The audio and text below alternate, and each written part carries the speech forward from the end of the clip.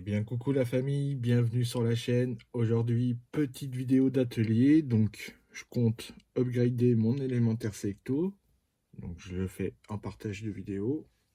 Je vais faire un petit récap aussi de l'élémentaire Selecto et de tous ces upgrades. Alors, j'en suis très content. C'est un châssis RTR qui est vraiment très très bien pour les débutants, les novices, même en deuxième voiture, hein, pour un confirmé. C'est très très bien. Alors, on est plutôt, oui, ça se vend en termes de type de crawler. Oui, on peut dire que c'est un crawler pratiquement, mais c'est plutôt des châssis trail. Et j'ai pour but vraiment de l'optimiser. Voilà, donc déjà pour commencer sur l'optimisation du châssis, parce que c'est un empattement 324 mm, beaucoup plus grand qu'un TRX4 Sport en 312 ou 313, je crois. Qu'un Axial aussi 612, un élémentaire C Sandero, enfin un Vanquish, voilà, par exemple. L'optimisation, elle est passée déjà par la carrosserie, hein. J'ai pris une carrosserie Power Wagon de chez Proline. Alors j'aurais pu prendre aussi la MST, la FJ45, là, le BJ45, le Toyota de chez MST. Pourquoi? Parce que ce sont les deux seuls à peu près carrosseries où tu as l'option de la benne détachable. Donc ça va te permettre de gagner du poids, premièrement. Deuxièmement, c'est des carrosseries vachement profilées. Donc tu vas pouvoir travailler sur les roues. Pour faire du classe 2, ça va être tip top. Tu vois, c'est super fin. Tu vas pas te gêner avec les garde-boue. Donc pour le débattement des roues, c'est tip top aussi. Gain de poids, d'équilibre de masse. Il y en a qui vont te dire aussi pour faire du contenu, parce que là il a arrondi, donc quand tu vas te retourner, ça va être plus facile de te remettre sur les quatre roues. Non, mensonge. Tu vas pouvoir aussi la redescendre bien au plus bas du châssis, tu vois, tu vas pouvoir faire des découpes bien flat.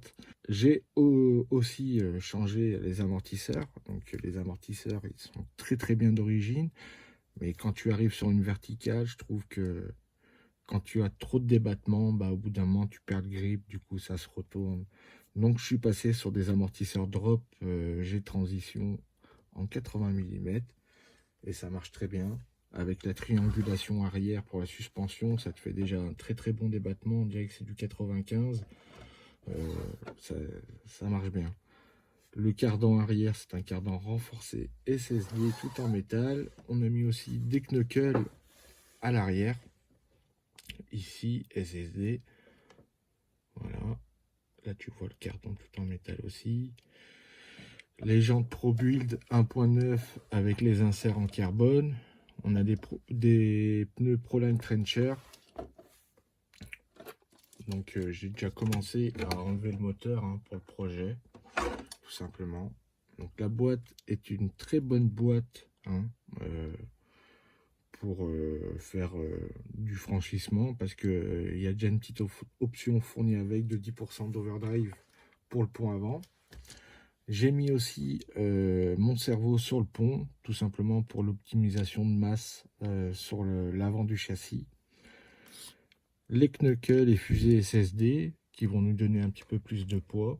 Donc, je sais pas si c'était, mais voilà, tu vois mieux. On a un cerveau à propulsion directe, à peu près 72-75 kg de force. Voilà, donc ça va tu pourras sortir de grosses ornières facilement.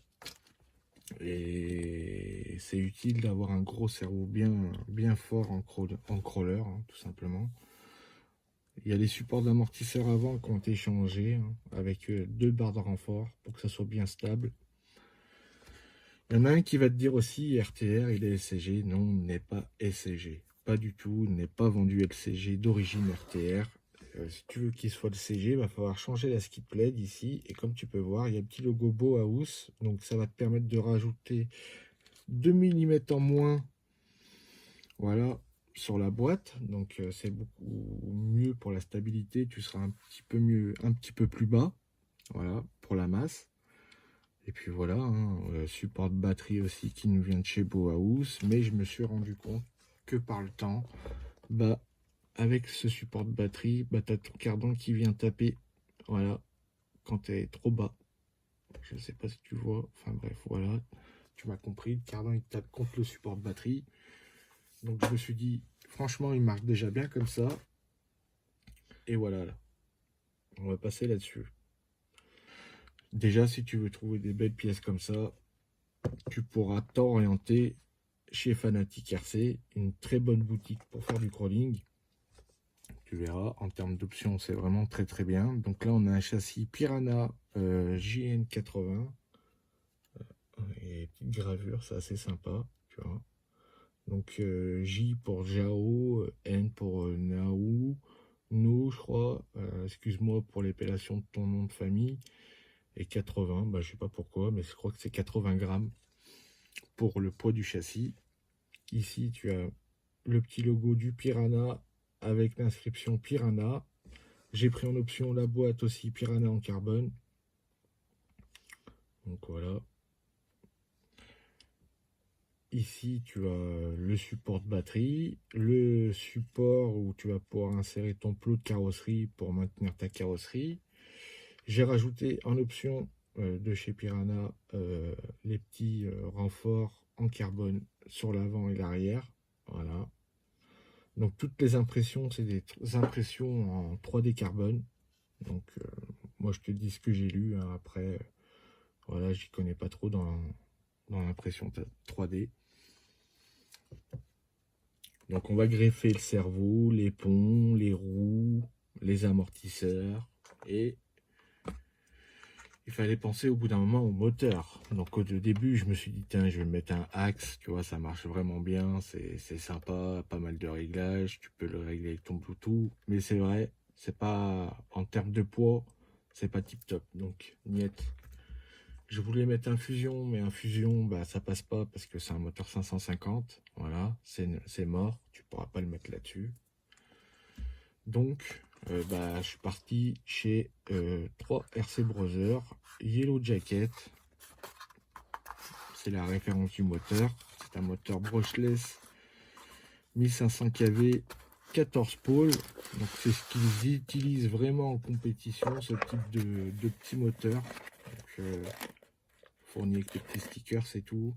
Tu vois, la petite abeille. Ici, tu as les inscriptions Brother RC, frérot. Voilà, les vrais. Et le moteur. Voilà. Donc, de très bonne manufacture. Et là, on est dans la compète, là parce que c'est quand même réglementé, la compétition. Tu vois, tu peux pas inventer des balourds au bout d'un moment. Hyper light, tout ce que tu veux, châssis carbone 80 grammes, boîte overdrive de 30%, tout en carbone, moteur hyper light, 14 pôles, brushless, frérot, il n'y a plus qu'à greffer les ponts, comme je te disais tout à l'heure, les roues, les amortisseurs.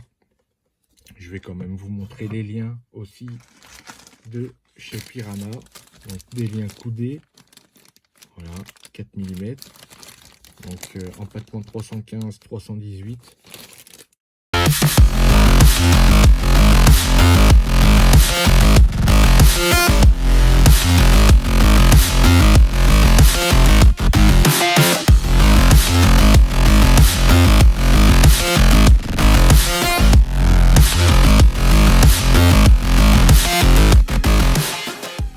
On a la boîte en carbone en option qui nous fournit un overdrive de 30%. Voilà, sur le pont avant. Le cardan SSD renforcé en métal à l'arrière. Et puis voilà, hein. Et pour l'arrière, c'est comme ça.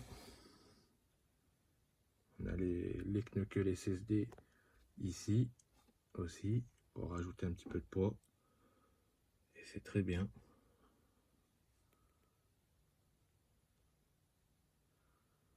C'est très très bien. On a mis un petit variateur Hobby-Wing. Voilà, c'est celui-ci. Donc ça marche pour le moment bien. Ça fait le job. On verra par la suite. Donc je te l'allume. Voilà.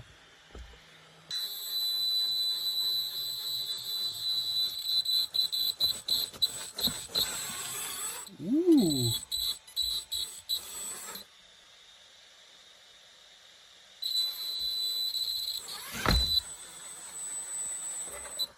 Bon, il reste un petit peu à peaufiner les réglages, mais pour le moment, Ça a l'air d'être pas mal.